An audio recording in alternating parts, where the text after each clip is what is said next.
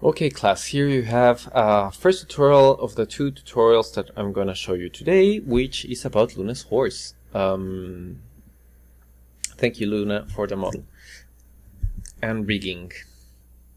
So to start, I'm here in object mode. I have the horse. The horse is on a good position, like very straight if I use the orthographic views, and then I'm going to press Shift A. And I had the Riggify add-on added. So if I go into Preferences, Add-ons, and I click on Rig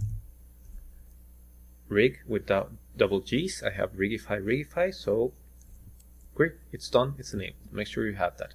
Once you have it, you can go and click Shift A, create an armature, and we're going to do a basic quadruped. Be very careful about a couple of things that are important here. I'm moving it, trying to make it perfectly symmetrical.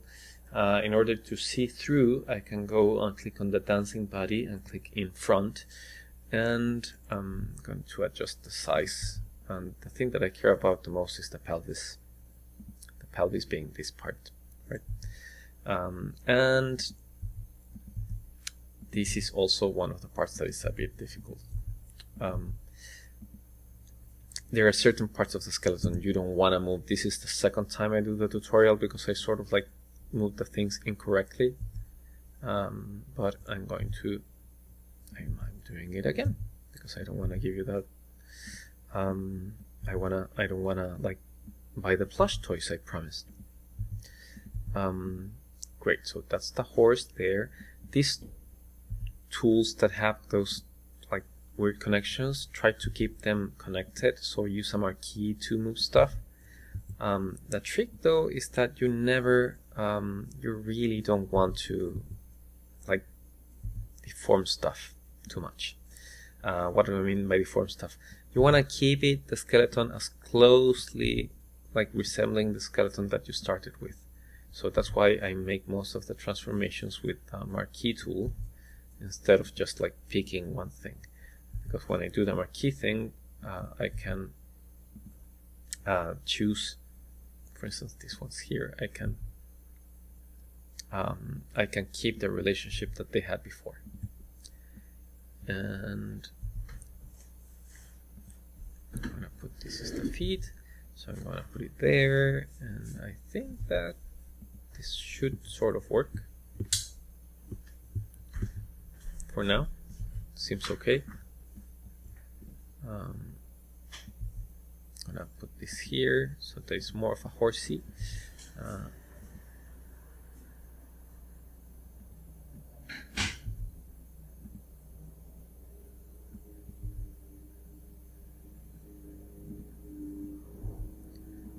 Put this here in the back.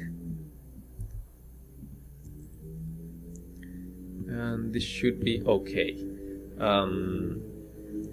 Be wary about, I'm going to click A to select all, and I'm going to move it on the y-axis, and be careful about having the skeleton match as closely as possible the shape. So I'm like twisting around, and now the shape seems okay. Great.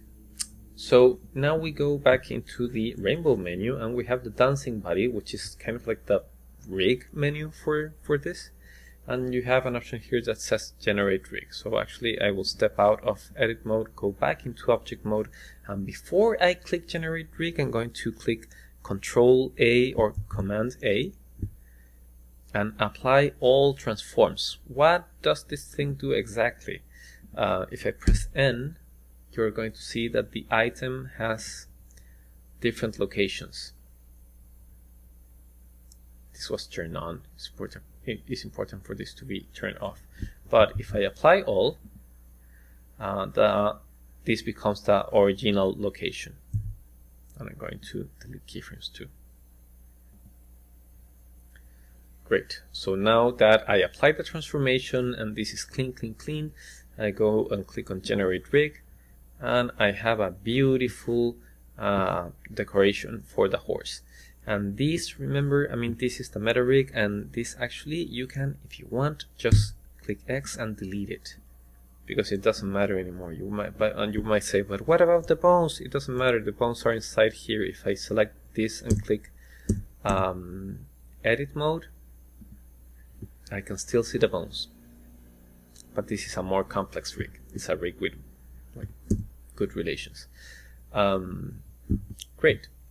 Now, how do we bind this rig to the object? As usual, you select the object, you shift select the rig or the bone, and you click Ctrl+P.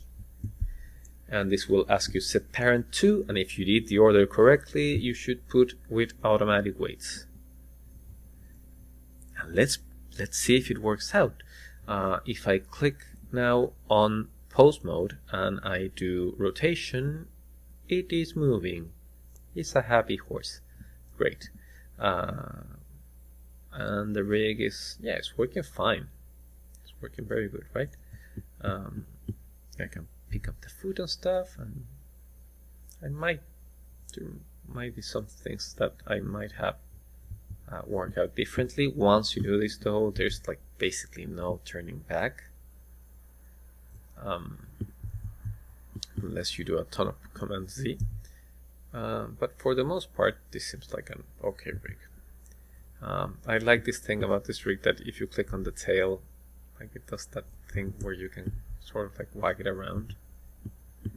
Kind of cute. Great. Some things about these rigs. This is also on the end menu, but once you have this rig in item, you have all of these rig layers. To make it less complicated, if you want, you can take out all of these ones and just keep a couple so that it's not as heavy. I'll keep the root, I'll keep the tail, I'll keep arm IK, leg IK, and leg IK. And IK means inverse kinematic, which we saw in class. Is the puppet problem, is to move the whole back part of an object through the wrist in this case, or the hoof. Basically, you can do most things with rotations. If you move stuff, you might get some weird results like this, which is not necessarily bad, but generally we are not that flexible. By we, I mean horses. Look, it's a giraffe now. Interesting. Not such a bad idea. All animation is deformation. What about keyframing and stuff like that? If you turn on this, you can do certain positions. Like I can click A, so I'm selecting everything, and then I can just press I and insert a location rotation keyframe, and then I can play around that, like let's say at frame 90 it comes back into being a horse.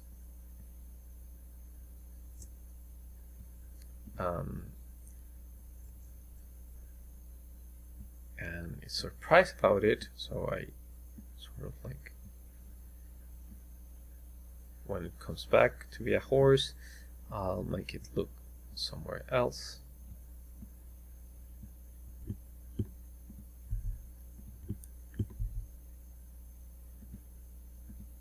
And I can like move the leg and do some wiggling. Try not to get overwhelmed with this. A good way to work it out is to do most of the motions on the big ones, big selectors, which are like this, like the elbows here, that moves a lot of stuff. And the tail.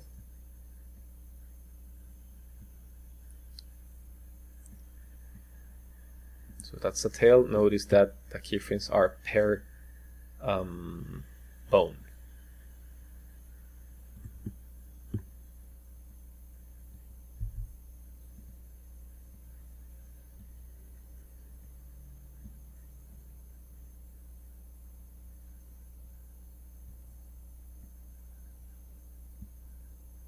Good. So a lot to do with the transformation from giraffe to horse.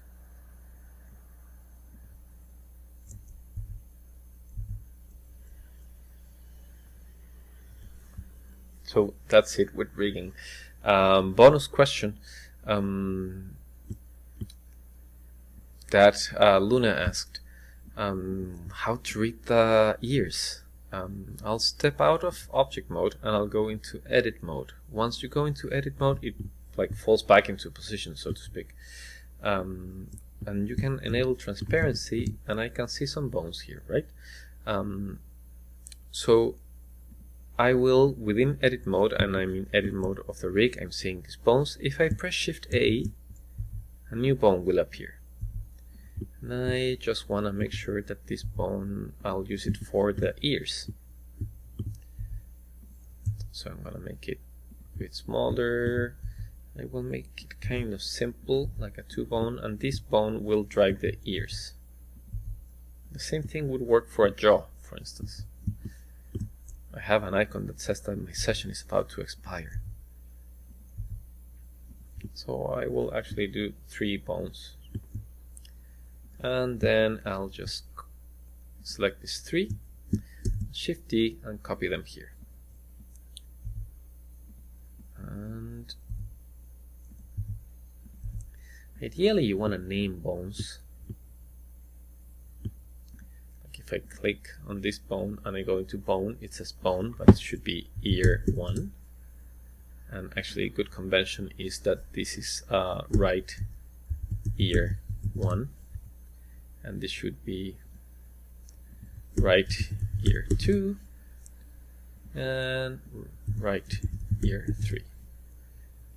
And the bones, so that they move with the body, we will hook the ears to the head.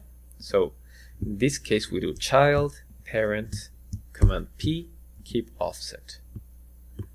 So child, parent, Command P, keep offset. And this one is, well, I'm not going to name them now because I don't want to bore you to death. And if we go into object mode, you will see that the ears are moving with these new bones that we made are moving with the skeleton. Now the only issue is that they are not affecting the skeleton. What?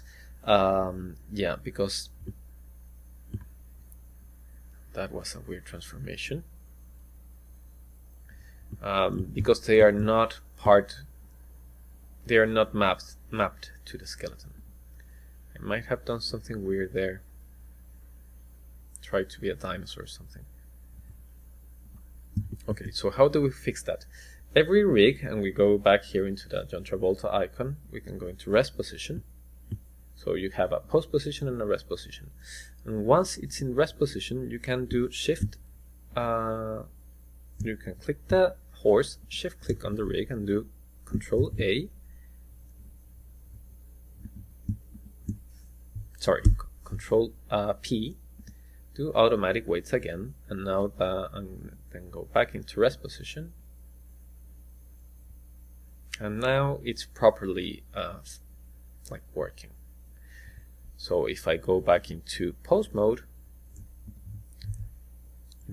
I can move the ear.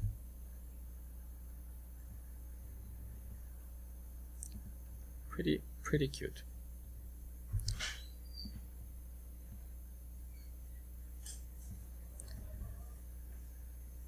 So that's it for rigging.